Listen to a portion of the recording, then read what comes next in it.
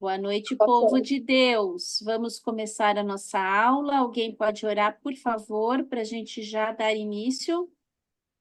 eu posso. Amém. Lá, Pai, eu te agradeço, Senhor, por mais uma noite, mais um momento em que a gente pode estar junto aqui para te buscar com mais profundidade.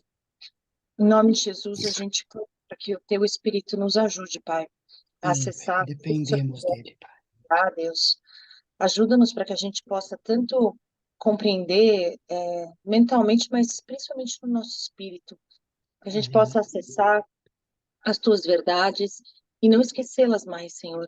Amém, Ajuda-nos, Jesus. ajuda-nos para que a gente saia daqui transformado nessa noite, assim como tem sido todos os dias, e não só transformado na compreensão, mas também recebendo das tuas estratégias e da tua força para que a gente possa caminhar cada vez em mais santidade, cada vez alegrando mais o teu coração, Pai. Amém, Obrigada, Senhor, pela Jesus. vida de Mada, Adri, pela vida de cada um que vai estar aqui nessa noite, pela vida de cada um que vai assistir depois. Que em todos nós o teu propósito seja cumprido, Pai. Em nome de Jesus. Amém. Amém, amém e amém. Pessoal, só um minutinho que eu estou com um problema técnico. Ju, vê se você consegue colocar o chat que eu não estou conseguindo abrir para eu poder já ver quem está pedindo para entrar. Ótimo, os participantes, né? Peraí. Acho que tá todo mundo dentro. Deu, obrigada. Imagina. Bom, igreja, vamos continuar, né, os ensinos de Jesus, ou melhor, tudo o que Jesus ensinou. Só para a gente se posicionar, né, a gente começou, hoje é o nosso 15º encontro, né, a gente começou explicando a grande comissão, né, que está lá em Mateus 28, em Marcos 16, e a gente está focando na parte negligenciada dela, que a igreja não está fazendo, né? Isso é mais um alerta mesmo, né? Um clamor, que é a parte que Jesus falou que recebeu toda a autoridade e nos deu para fazer, né, discípulo de todas as nações, batizando em nome do Pai, do Filho e do Espírito Santo, ensinando a guardar todas as coisas que ele tem ensinado, né? E aí ele estaria conosco até o final dos pontos. E essa é a parte negligenciada, né? A parte de Marcos 16, eu acho que vai bem, os sinais, maravilhas, né? Eu acho que até passa do ponto, né? Mas de qualquer maneira vai bem. E essa parte ficou. E aí a gente explicou, né? A grande comissão, explicamos o que é o discipulado, né? Que no meu entendimento foram as palavras mais duras de Jesus, né? E as pessoas confundem, né, ser salvo e ser discípulo, né? E esse sermão em particular é um sermão que ele fez para os discípulos, né? Ele subiu no monte, se assentou com os discípulos, é bem claro o texto, e passou a ensiná-los, né? Não é um ensino para a multidão, não é um evangelismo, né? Eu queria só posicionar, porque às vezes as pessoas ficam meio assim, nossa, nossa, então cada coisa no seu lugar, né? E, e, a Bíblia é perfeita, né? E aí ele começa a dizer das bem-aventuranças, né? Das boas qualidades que ele espera do discípulo, né? E ele fala em 9, que é bem-aventurados os pobres de espírito, né? Bem-aventurados que choram, bem-aventurados mansos, bem-aventurados que têm fome e sede de justiça, bem-aventurados misericordiosos, bem-aventurados os limpos de coração, bem-aventurados os pacificadores e bem-aventurados os perseguidos, né, por causa da justiça, e bem-aventurados os que forem perseguidos por causa dele. Ele fala 9. E aí ele entra, né, nas más qualidades que não deveriam estar nos discípulos, né? Então ele fala 9 boas qualidades que todo discípulo deveria ter, e aí ele fala das 9 má qualidades, né? E ele começa no capítulo 5, no verso 21, 22, né? ele fala da primeira delas, que é a ira, né? Que ele fala que, ó, eu digo para vocês que aquele que se irá contra o seu irmão vai estar sujeito ao julgamento, né? Essa foi a primeira má atitude que um discípulo não pode ter. A segunda, ele fala no verso 27 de Mateus 5, né? Que seria o olhar mal, a luxúria, né? Que para ele já é o adultério, né? A gente olhar com uma pessoa com desejo impuro no coração, você já está adulterando.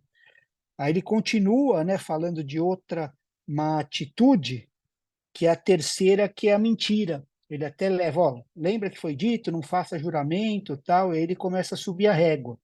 Mas, ó, vocês é diferente, não é nada disso. O que é sim, o que é não, né? Viver uma vida livre da mentira. Depois ele vai para a quarta má atitude, né, que é a vingança. Lembra que ele estava pareando, né, quando ele começou olho por olho, dente por dente, né, na lei, que era assim, para não ultrapassar a maldade, né, querer compensar sempre com um pouquinho a mais, né? Ele te deu um soco, você devolve um soco e um chute. Aí outro devolve o soco, um chute e outra coisa, né? E nunca para a maldade. E ele estava parametrizando na lei. E aqui ele fala para abrir mão, né, da vingança, deixar a vingança para o Senhor. Aí ele vai para outra má atitude, né, que é o ódio, né? Ele fala assim: ame os seus inimigos, né? Aí ele entra no capítulo 6, falando da sexta má atitude, que é muito comum no meio cristão, né, quando você está no sistema religioso, né, que é buscar a honra de homens, querer ser honrado, né, estar nos lugares de honra, né, e ele fala para evitar essa má atitude, não buscar honra de homens, né, não buscar essas coisas. Aí depois a sétima má atitude que ele fala é o amor ao dinheiro, né, que a teologia da prosperidade abafou completamente, né, distorceu de tal maneira que encheu o coração do povo de Deus de ganância, né? E estimula a amar o dinheiro. Você tem que prosperar, você tem que não sei o quê, né? E ele alertou muito bem sobre isso, né? Para não acumular tesouro, né? Para juntar tesouro no céu, porque onde tiver o tesouro está o coração. E aí ele vai para a oitava má atitude, no 6 do verso 6, do capítulo 6, verso 25, que é a ansiedade, que a gente viu, né, na aula passada, a ansiedade, e ele termina com a nona, que é julgar e condenar os outros, né, como uma má atitude. Então, assim, quando a gente olha para esse sermão, né, como eu falei, que ele fez para os discípulos, né, não só fazerem, praticarem, mas também ensinarem. E aí a gente tem dois cenários. Se a gente só está ensinando, a gente ainda não está cumprindo a grande comissão. E se a gente só está fazendo, mas não está ensinando, também não estamos cumprindo, né? Essa grande comissão tem essas duas etapas, né? Então a gente viu o balanço, né, das 9 boas atitudes e das 9 más atitudes. Agora a gente vai seguir o capítulo 7 de Mateus e vai ver que nesses próximos versos, muita gente fala fora do contexto, mas esses próximos versos que seguem o que ele vem falando no sermão é a conclusão do Sermão do Monte. A gente tem que entender isso, né? E aí eu queria que alguém abrisse para a gente ler Mateus 7,6, onde ele está começando a concluir o Sermão do Monte. Alguém pode ler Mateus 7, verso 6? Posso ler, pastor? Posso ler. Amém. Não deis aos cães as coisas santas, nem lançais aos porcos as vossas pérolas, para que não as pisem com os pés e, voltando-se, vos estraçalhem. Até aqui? Então, até aí, só esse verso. Aqui, o ensino na igreja é para a gente ter sabedoria, tanto no que a gente fala, como para quem a gente fala. que ele está dizendo aqui, porque em Provérbios 26, o verso 4, também fala isso, né? Para a gente não responder para o insensato segundo a tolice dele, para a gente não se tornar semelhante a ele, né? Então, Jesus não está dizendo aqui nesse verso que a irmã Teresa leu, para a gente tratar os outros como cachorro, como porco, né? Não é nada disso, né? Somos todos pecadores, né? Todos nós somos pecadores, alguns salvos pela graça de Deus, mas basicamente somos todos pecadores, a gente é descendência mesmo de Adão, né?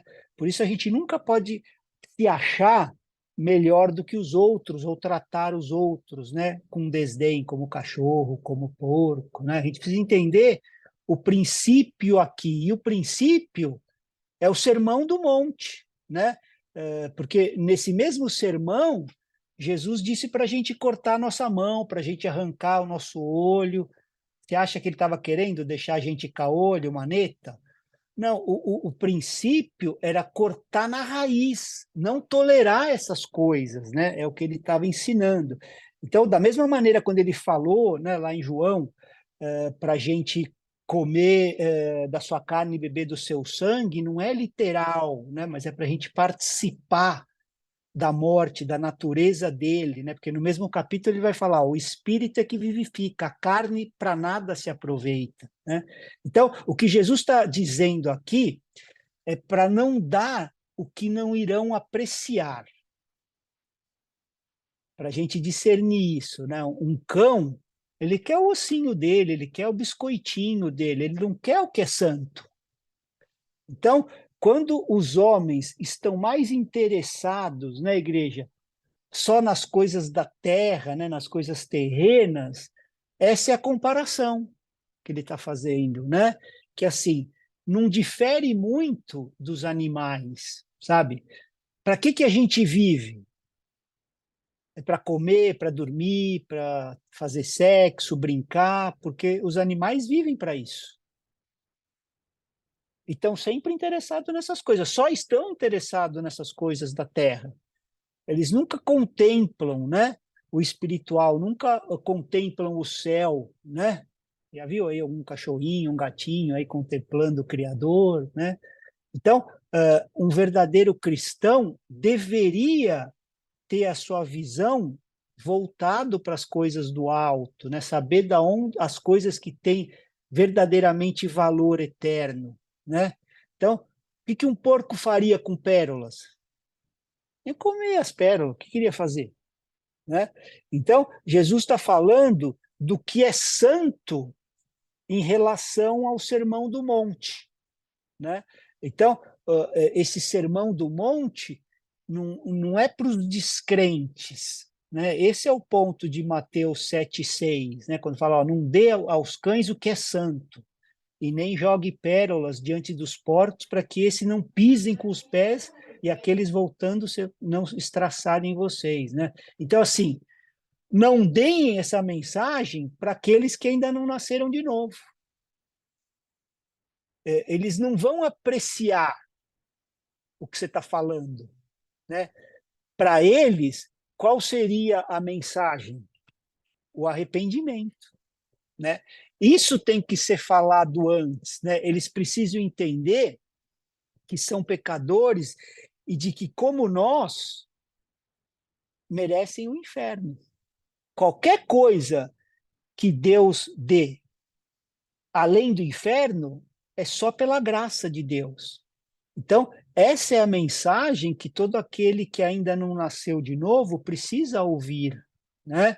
Então, se a gente analisar o que Jesus está comparando aqui, né, é assim, que todo ser humano que não tem Deus, né, como primeiro na sua vida, vai continuar vivendo igual os animais.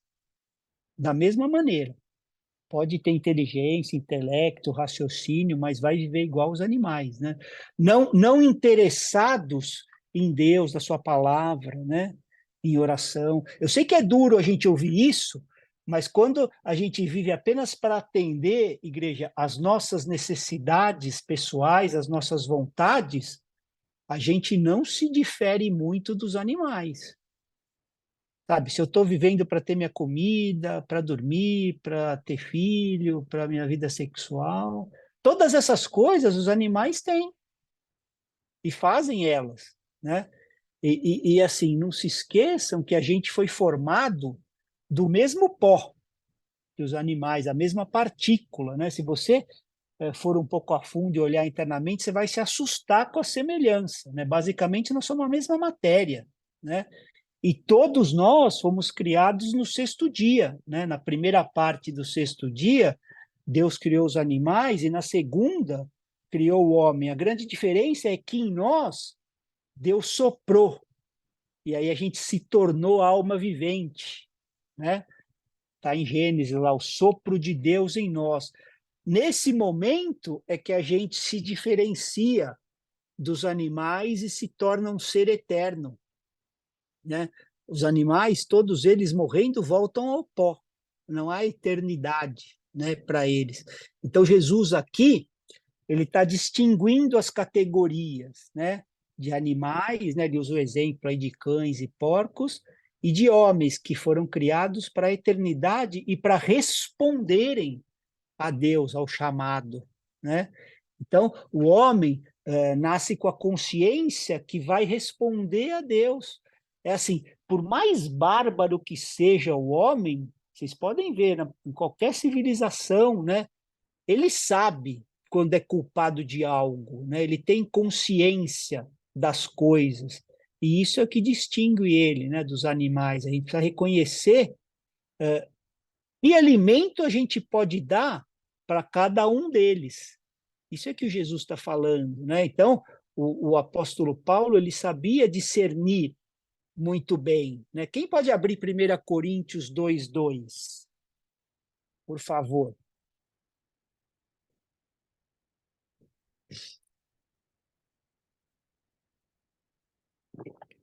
Eu posso. Amém. Porque decidi nada saber entre vocês, a não ser Jesus Cristo e este crucificado. Então, aqui, igreja, o que Paulo está dizendo aos coríntios? Que para eles seria só o perdão dos pecados, que eles não entenderiam as outras coisas mais profundas, né? No capítulo 3, ele explica isso. Desce um pouquinho, amor, em 1 Coríntios, vai no 3:1 e lê para a gente.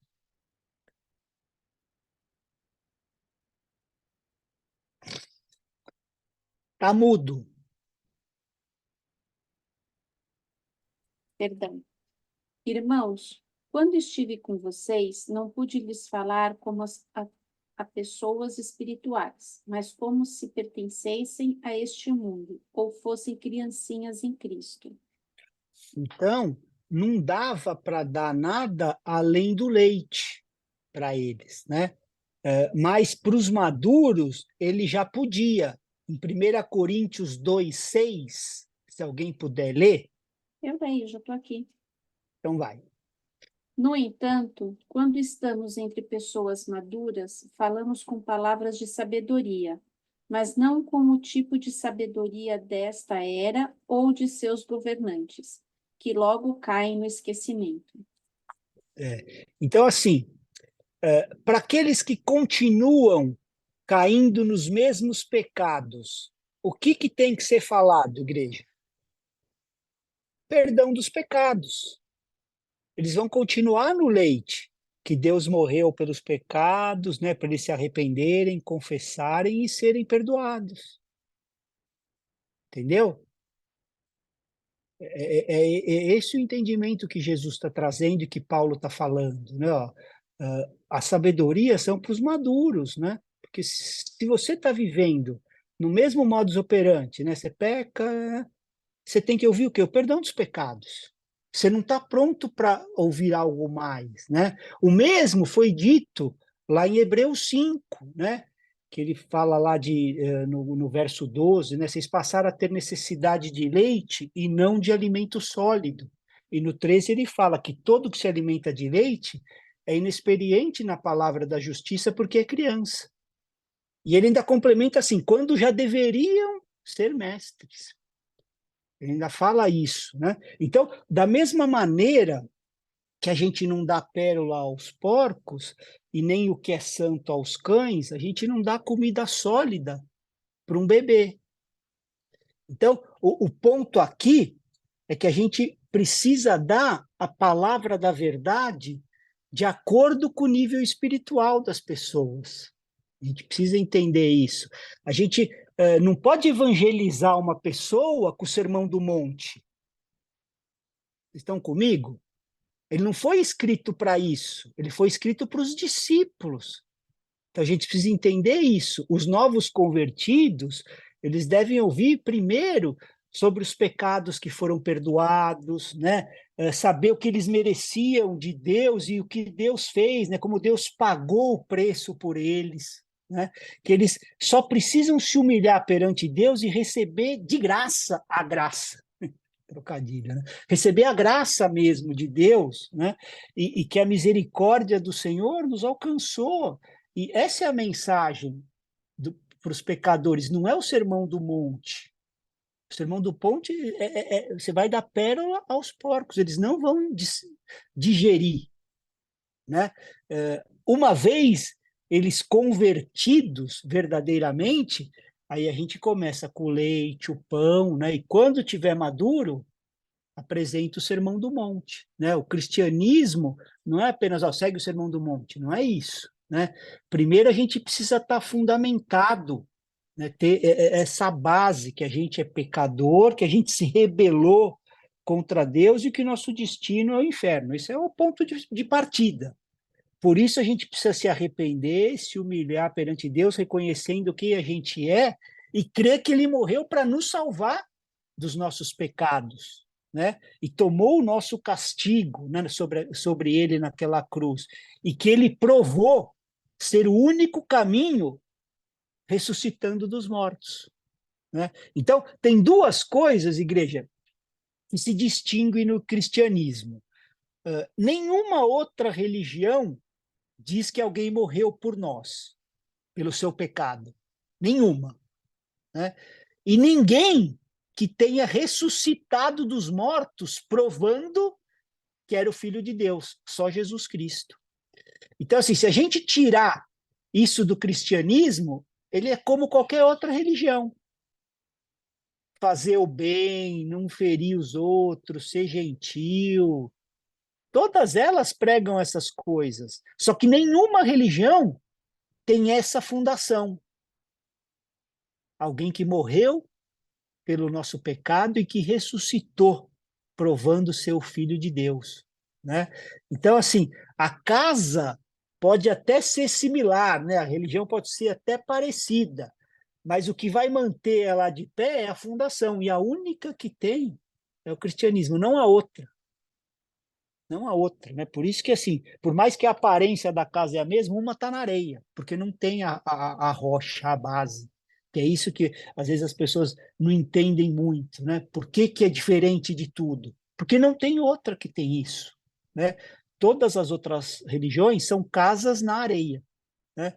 Então, assim, depois dessa fundação bem estabelecida, é que a gente começa a seguir os passos de Jesus, e aí sim, fazendo discípulo de todas as nações, né? Só com essa fundação muito bem estabelecida é que a gente chega no Sermão do Monte, né? Então, esse é o ponto desse verso. Não dá o que não vão apreciar, né? A gente precisa ter sabedoria e discernimento, né? Que não pode ter uma mensagem padrão para todo mundo. A gente deve buscar em Deus para ouvir o que Ele quer dizer para cada público, né? A gente precisa ter esse discernimento. Até Jesus vivia dessa maneira, né? Vamos abrir o livro do profeta Isaías, Isaías 54, se alguém puder ler. Eu posso. Isaías, opa, 50, verso 4, por favor. vai parar. Isaías 54. O Senhor Deus me deu língua de eruditos para que eu saiba dizer boa palavra ao cansado. Ele me desperta todas as manhãs, desperta-me o ouvido para que eu ouça como os eruditos. Então, como discípulos, né? Então, assim, ó, ele me deu uma língua para que eu saiba dizer uma boa palavra ao cansado, né? E me desperta, né, o meu ouvido para que eu possa ouvir como aqueles que aprendem, né? Então, assim, nós nunca teremos isso por nós mesmos, né? Isso é Deus que nos dá. Ele está dizendo, o Senhor me deu. Estão entendendo? Então, ter a palavra apropriada para cada situação, para a condição espiritual daqueles que estão ouvindo, sabe? Vocês lembram lá da mulher que foi pega em adultério, lá em João 8? João 8,4, né? Fala assim, mestre, essa mulher foi surpreendida, né, em flagrante adultério, pegaram no pulo, né, a mulher. E aí eles continuam no verso 5, ó, na lei, Moisés ordenou que essas mulheres têm que ser apedrejadas. E o Senhor, o que tem a dizer? E Jesus conhecia a lei, porque ele mesmo deu para Moisés lá no passado, né? E aí eles diziam isso, fala no 6, né? Tentando para terem o que acusar. E aí o que Jesus fez, né? Se inclinou e começou a mexer, né, com o dedo na terra, escrever, né? Tipo assim, deixa eu esperar do pai. Sabe quando você está no telefone e começa a rabiscar, assim, deixa eu pensar aqui. Então, assim, qual é a palavra que eu tenho que dizer para esses homens que querem apedrejar essa mulher? Eu não posso contrariar as escrituras, né? Eu mesmo dei para Moisés. E aí ele recebe do pai, né? Quem de vocês estiver sem pecado, seja o primeiro a tirar. Uma frase foi suficiente, né? Não precisou fazer um sermão, né? E outras vezes é interessante a gente meditar nas escrituras, ele nem responder respondia, Jesus. Ele não tinha um padrão, né? Vocês lembram lá quando estavam questionando Jesus, lá em Mateus 21, com que autoridade ele fazia essas coisas? Vamos abrir esse texto, Mateus 21, 27, se alguém puder ler.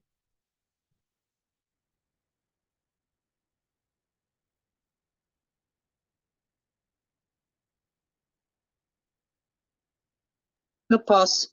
Mateus 21, Amém. 27. 27. Então responderam a Jesus: Não sabemos. E ele, por sua vez, nem eu vos digo com que autoridade faço essas coisas. Tá vendo? Ele não respondeu. Eu também não digo para vocês com que autoridade eu faço, né? Então não tinha um padrão ao responder, né? Quando perguntaram ele, questionaram ele, né, da mulher que se casou 4 vezes, como seria, né? Todos os maridos morreram, como seria no porvir, né? De quem ela seria? Ele respondeu, ele falou, não, lá vai ser diferente, né? Então ele sempre estava sujeito ao Espírito Santo, né? A gente precisa saber qual é a palavra apropriada para cada situação, né? Vamos abrir 1 Coríntios 14, 1.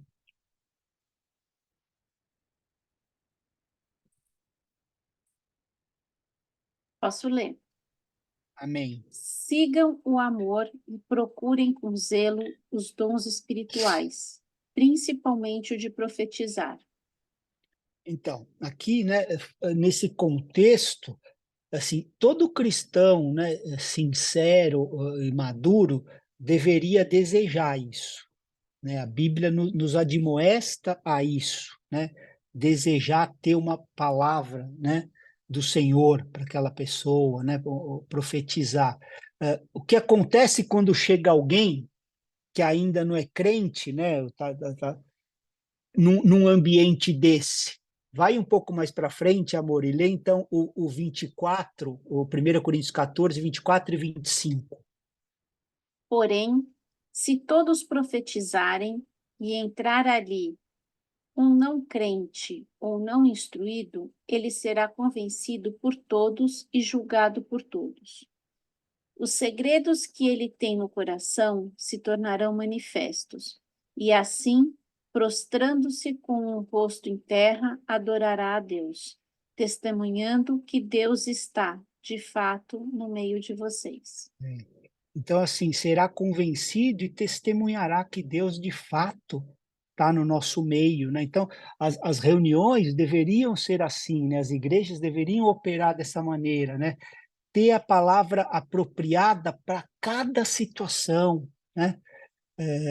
Então, assim, de novo, né? Ele está falando isso, Jesus, finalizando o verso 7 de Mateus 7, que a gente leu lá, concluindo o Sermão do Monte, né? Como a gente está, assim, há 15 segundas-feiras, né? Falando, vai passando muito tempo, a gente às vezes vai perdendo, né? Por isso que às vezes eu volto para falar, pessoal, é um raciocínio que ele está construindo, né? Então, quando a gente vê Jesus disse para a gente fazer e ensinar a fazer, né? A gente vê o padrão que ele estabeleceu para nós no Sermão do Monte, igreja, você vê, todos já comentaram, Luiz, a Ju, a Adri, a Fabi, né? Que o padrão é muito alto, né? Aí a gente fica assim, pô, então é impossível viver desse jeito. Por isso é que, assim, muitas pessoas leem isso e desistem de viver com esses padrões. Tipo assim, ninguém consegue viver livre da ira, né? Ninguém consegue viver livre dos pensamentos impuros, né? Da luxúria.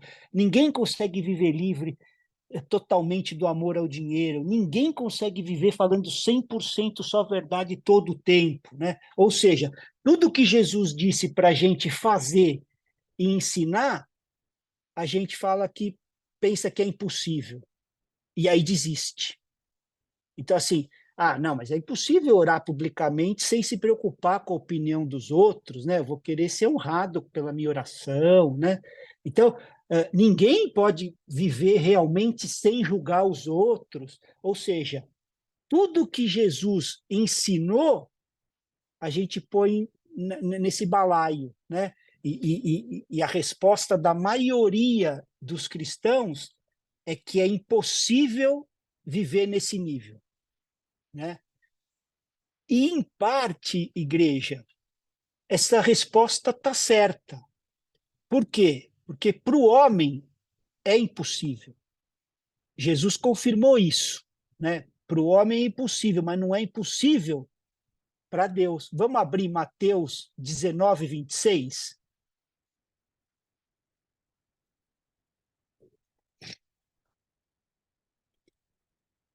Dezenove, 26. É, Ó, gente, estou lendo porque hoje eu estou conseguindo e vocês estão quietinhos, então eu estou ouvindo. Jesus, amém. fitando neles o olhar, disse-lhes: Isso é impossível aos homens, mas para Deus tudo é possível. Então, Ju, o que, que acontece? A gente para no meio do versículo. É impossível.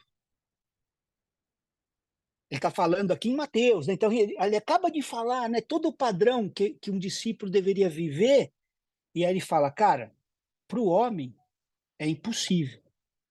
Mas não termina aí. Para Deus, tudo é possível. Então a gente tem que entender e aplicar esse versículo na íntegra, né? Quando a gente lê Mateus 5, 6 e 7, a gente, e diz que para o ser humano é impossível, a gente não pode parar aqui. A gente está no meio do versículo, a gente tem que continuar, mas para Deus, tudo é possível. Então, quando a gente vai para Mateus 7, 7, Jesus disse assim, né? Vocês estão comigo? Mateus 7, 7. Peça. O problema, assim, é que assim, as pessoas não conseguem entender que é uma mensagem, é a tota escritura. E teologia tosca fica pegando versinho, versículo e colocando fora do contexto. Então, aqui, ele está concluindo o Sermão do Monte. Então, Mateus 7,7, ele terminou de falar tudo isso, ele fala assim, ó, peçam, vocês estão comigo no 7, né? Peçam e será dado. Pedir o quê? Viver nesse padrão. Estão entendendo? Não é chave de prosperidade, código de riqueza, coisas terrenas, é entender o contexto que ele está falando as coisas. Me dá uma agonia, se o coração aperta assim, quando eu vejo essas coisas, né? Porque as orações que a gente ouve, né, da maioria dos crentes, é igual a dos que não são crentes, a mesma oração dos pagãos, é tipo 99% pedindo coisa terrena e 1% coisa espiritual, perdoa meu pecado. É isso, cara. Né?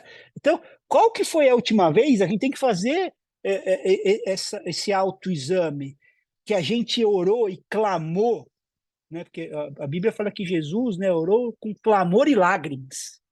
Né? Quando foi a última vez que a gente orou pedindo para perdoar alguém que fez mal para nós? Quando foi a última vez que a gente orou para a gente amar os nossos inimigos? Ele está falando do sermão aqui. Qual que foi a última vez que a gente orou para nos livrar de pensamentos impuros? Qual foi a última vez que a gente orou, clamou a Deus para ser livre da ira? Orou para ser livre do amor ao dinheiro? Para falar 100% a verdade em toda situação, o tempo todo, doa quem doer. Não é a sua reputação, é de Jesus. Ou para se livrar de querer sempre honra de homem. E não só quando foi a última vez, é continuar constantemente pedindo essas coisas. Porque o padrão do cristianismo atual está tão baixo que a gente fica em dúvida da diferença entre as outras religiões. Infelizmente. Por quê isso? Porque pararam, né, os líderes pararam de fazer e de ensinar tudo o que Jesus ordenou. Então, elas não estão mais experimentando o verdadeiro poder do Espírito Santo. Elas se contentam com o contratipo, né, com o fake. Sabe, o espírito fake? É assim, igreja. Essas coisas a gente tem que guardar no nosso espírito. Né? Ó, quando uma pessoa é genuinamente cheia do Espírito Santo, preste atenção, igreja. Quando a pessoa é verdadeiramente cheia do Espírito Santo, ela se torna santa. Porque, assim, um espírito sujo torna uma pessoa suja. Um espírito mau torna uma pessoa má. Mas o Espírito Santo não torna a pessoa santa? Só faz ficar barulhenta e sapatear? Então, na verdade, o Espírito Santo torna a pessoa santa. É que a trindade deles é outra, é Pai, Filho e Espírito barulhento. Não é Pai, Filho e Espírito Santo. Eu falo essas coisas com temor mesmo, igreja, porque a gente está chorando para que haja cura na igreja do Senhor. Não é apontando, julgando, é para trazer cura, que comece por nós, né? Então, a terceira pessoa da Trindade, né, nesse meio neopentecostal, faz só ficar barulhento, cara. Só que a terceira pessoa da Trindade bíblica torna santa a pessoa. Né? Qual que é a terceira pessoa da nossa Trindade? Né? E é simples essas coisas, mas parece que eles não querem entender, não sei. Né? Se a gente não desejar isso, igreja, é o que Jesus está falando aqui. Não vamos receber. Porque ele está falando assim, ó, peça e lhe será dado. Peça e lhe será dado. A carta de Tiago também ensina sobre isso, né? O final do versículo de Tiago, Tiago 4:2, o finalzinho fala assim: nada tem porque não pede. Olha a faca na caveira. Vocês não têm porque não pede. Né? Então, assim, a gente não tem. E na Oi. minha versão fala assim, ó, e não, no entanto, não tem o que desejam porque não pedem. Então, assim, a gente não tem o que Deus quer que a gente tenha, igreja. Ó que triste, porque a gente não pede. Então, há muitas coisas que os cristãos não recebem porque não estão pedindo. Eles estão pedindo coisas, né? Pega o contexto de Lucas 11, vamos abrir esse texto, Lucas 11:13. Se alguém puder ler, que aqui ele faz uma contextualização. Lucas 11, 3 ou 13? 13. 13. Ora, se vós que sois maus sabeis dar boas dádivas aos vossos filhos, quanto mais o Pai Celestial dará o Espírito Santo àqueles que lhe pedirem? Vocês estão vendo? Por que que Deus espera que a gente peça? Porque Ele quer que a gente aprecie o que a gente recebe. Então, assim, aquilo que a gente recebe sem pedir, sem desejar, a gente não valoriza. Essa é a verdade, né? Até mesmo o perdão dos nossos pecados, que é a coisa mais importante que a gente poderia receber, e a gente não valoriza, né? Há milhares de pessoas no mundo que não foram perdoadas, que não foram salvas, porque nunca pediram, nunca se humilharam perante Deus, dizendo que precisam disso. Qual que é o requerimento para receber as bênçãos de Deus, né? As bênçãos espirituais, a gente estudou em Efésios, né? Antes de mais nada, a gente precisa desejar receber e depois pedir com fé. Essa é a verdade, igreja, né? A gente pedir revela o desejo do nosso coração e a nossa fé mostra, né, que a gente crê que vai receber, né? Então, Mateus 7,11, né, fala, ó, se você, o João acabou de ler, se vocês são maus e sabem da coisa boa, o Pai de vocês que está no céu vai dar coisa boa aos que pedirem, né? Então, assim, peça e será dado, se não pedir, não vai ser dado. Aí, e ele ainda continua, né? Busquem, eu estou no 7,7, tá, igreja? Busquem e acharão. Então, se você quer achar a verdade, irmãos, tem que buscar. Os tesouros das escrituras, né, que a gente precisa, a gente tem que buscar. Eles não estão na superfície. Por isso que ele está falando aqui. Eles são profundos, a gente precisa buscar por eles. É a mesma coisa se você analisar a terra. Você olha aqui na superfície, nossa, as árvores, as frutas, né, os vegetais, que bacana, tá tudo ali à vista para a gente pegar. Agora, e as coisas mais valiosas? As pedras preciosas, o ouro, você vai ter que escavar, você vai ter que buscar, né? É a mesma coisa. Então, assim, pecado perdoado, que Jesus morreu por nós, né, pelos nossos pecados, estão na superfície das Escrituras. Agora, viver uma vida cheia do Espírito Santo, a ponto de mudar a nossa natureza, vencer os pecados, a ira, os desejos impuros, né, a busca por honra, a gente precisa ir mais fundo, igreja. A gente precisa ir mais fundo, né? Então, ó, peçam e lhe será dado. Busquem, né? E aí eu complemento, né? De todo o coração e acharão, né? Porque lá em Jeremias 29:13 fala isso, né?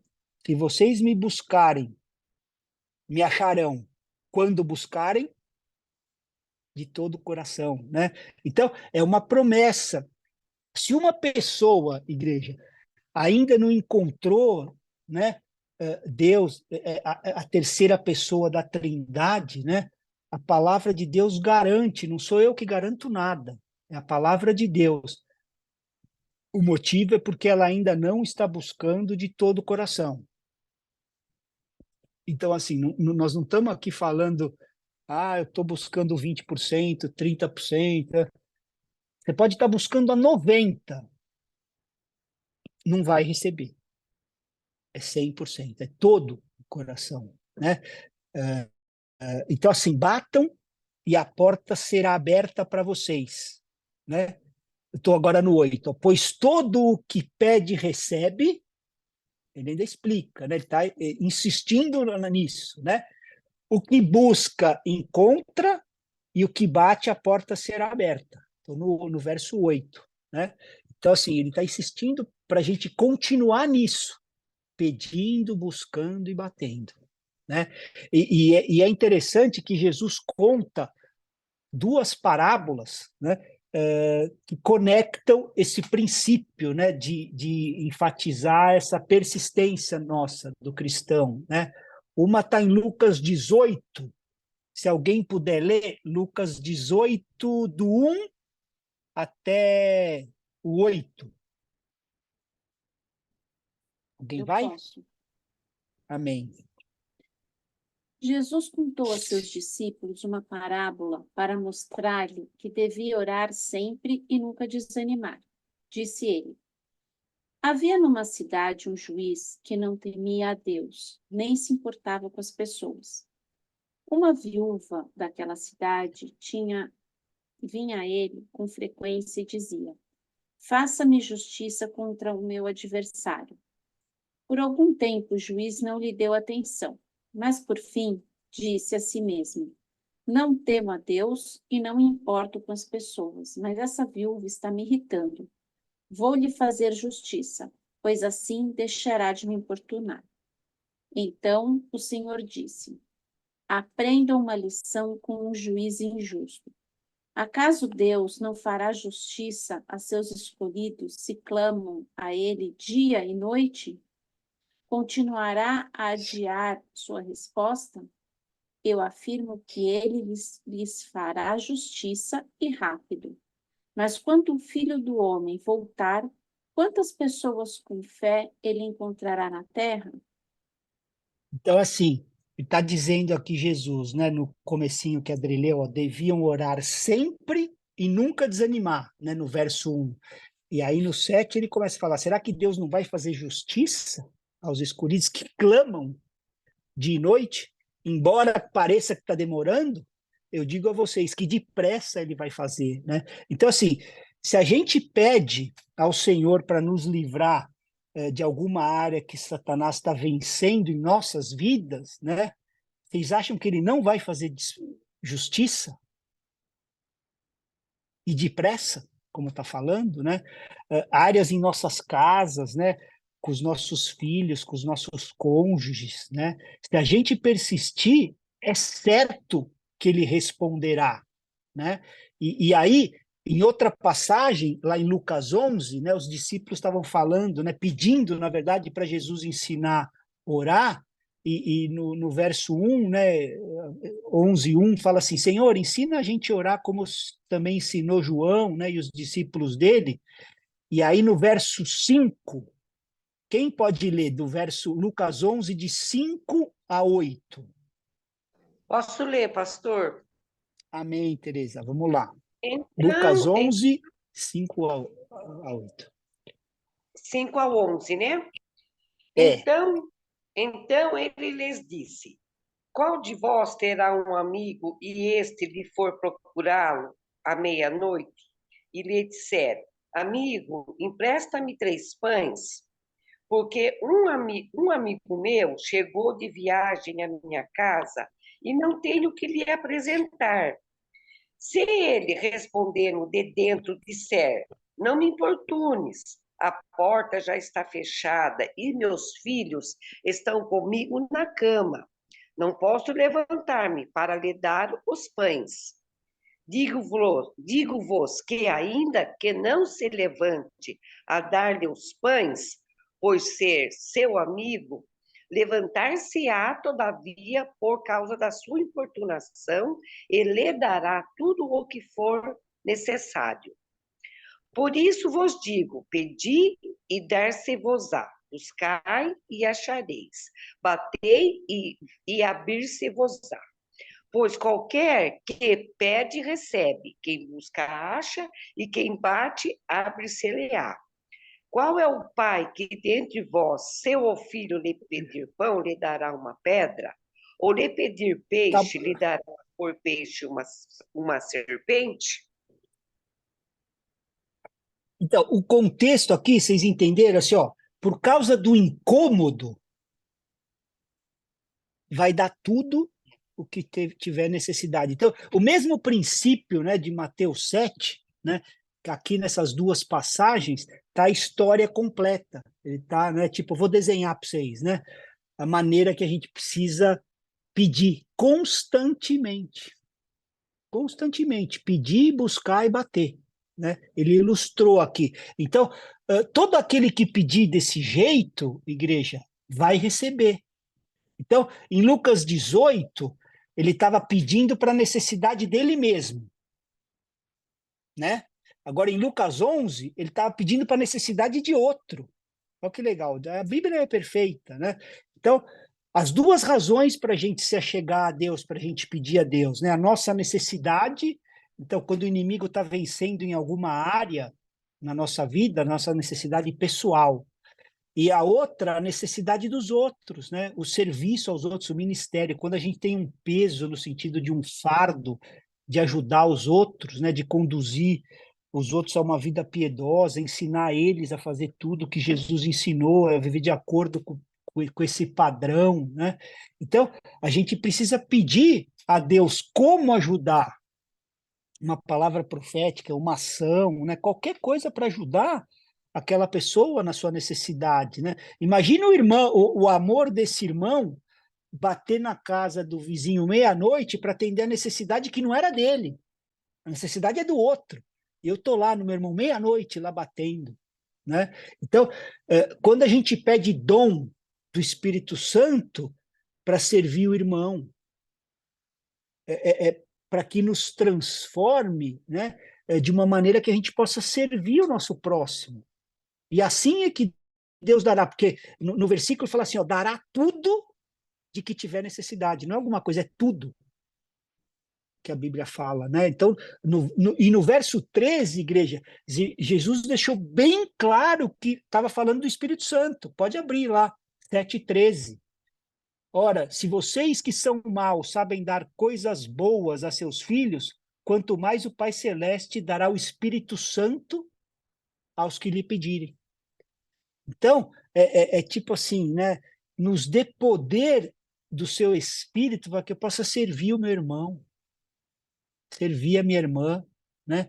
Não é apenas para falar em língua, para ficar brilhando, essas coisas aí, cara. É para abençoar os outros, sabe? Apesar dos dons de língua ser bom para edificação, não é isso que eu estou falando, né? Se a gente se edifica, a gente vai servir melhor os outros, né?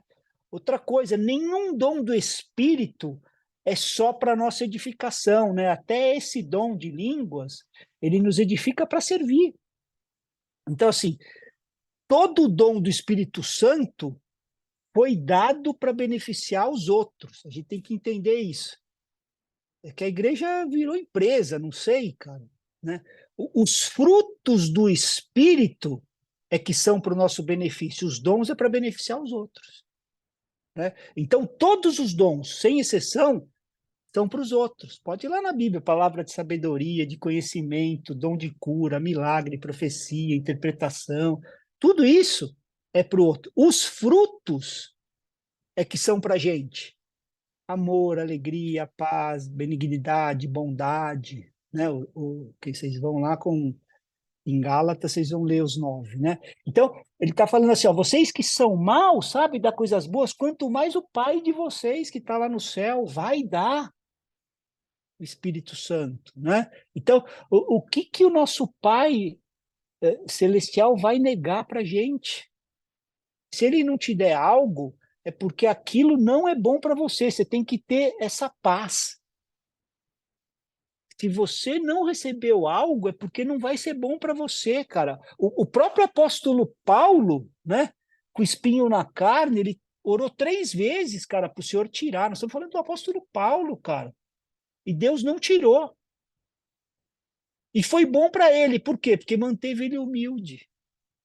Então Deus sempre vai dar o melhor para a gente. A gente pode não entender, mas é sempre o que é bom para nós, porque ele é bom e é bom o tempo todo, né? Então, quando Deus é tão bom com a gente, o que que a gente tem que fazer? Ser bom para o próximo, ser bom para os outros, né? Assim a gente chega na regra de ouro de Mateus 7:12, né? Eu li o 11 agora, quem pode ler Mateus 7:12? Eu leio, pastor, está aberto aqui, ó. Amém. Portanto, tudo o que vos quereis que o homem vos façam, fazei-vos também a eles, pois esta é a lei e os profetas. Essa é a palavra de Deus, né? Ó, tratar as outras pessoas como a gente gostaria de ser tratado. Você quer que a sua esposa... Como você quer que sua esposa te trate, que o seu marido te trate? De maneira graciosa? Trate ela, trate ele de maneira graciosa. De maneira respeitosa? Trate ele, trate ela de maneira respeitosa, né? Por isso é que é chamado regra de ouro, né? E Jesus disse que isso era a mensagem da Bíblia, pô, porque essa é a lei e os profetas, é o que eles tinham escrito. Ó, você quer o resumo disso aqui? É isso. Então, a mensagem é que Deus é tão bom para nós, né? Mateus 7:11, que a gente tem a obrigação de retribuir esse bem ao nosso próximo. A gente estudou, né, o livro de Efésios, aí fomos fundo nele, né? Em Efésios 4:32, diz assim, ó, pelo contrário, Efésios 4:32, sejam bondosos e compassivos uns para com os outros, perdoando uns aos outros, como também Deus, em Cristo, perdoou vocês.